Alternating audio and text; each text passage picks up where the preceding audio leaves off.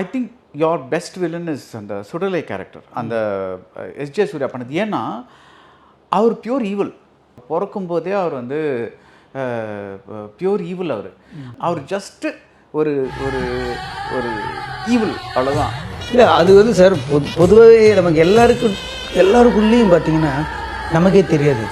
இப்போ வந்து அதான் படத்துலேயே நான் சொல்லியிருப்பேன், நம்ம வந்து இப்போ ஒரு பஸ்ஸில் போயிட்டு இருக்கும்போது அந்த இடத்துல ஏதோ ஒரு கூட்டமாக இருக்குன்னு வச்சிங்களேன், கூட்டமாக நிற்கு ஆம்புலன்ஸ் நின்றுட்டுருக்கு அப்படின்னும் போது நம்ம மைண்டு இப்படி தலையை எடுத்து இப்படி பார்க்குதுன்னு வச்சிங்களேன், அப்போ நம்ம வந்து ஒரு கோர காட்சியை பார்க்குறதுக்கு மைண்டு ப்ரிப்பேர் ஆகிடும்.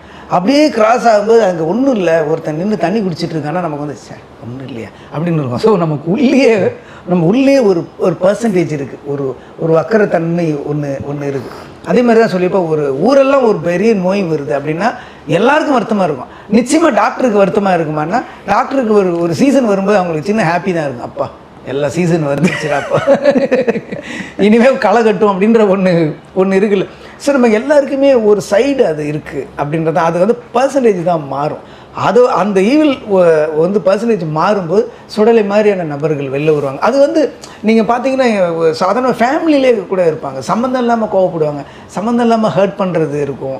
திடீர்னு பார்த்தா ஒரு டீச்சர் மட்டும் கிளாஸில் இருக்கிறவங்க எல்லாரையும் டார்ச்சர் பண்ணுவான், ஏன்னு தெரியாது அப்படின்னு லைஃப்லேயே அவங்களுக்கு வந்து அது இருக்கும். அவங்களுக்குலாம் பவர் இல்லை அவங்கள அழிக்கிறதுக்கு கொள்றதுக்கு. இருந்ததுன்னா அவங்களாம் அந்த எக்ஷன் போயிருப்பாங்களோ அப்படிங்கிறது தான் அதில் இருக்கிற கற்பனை.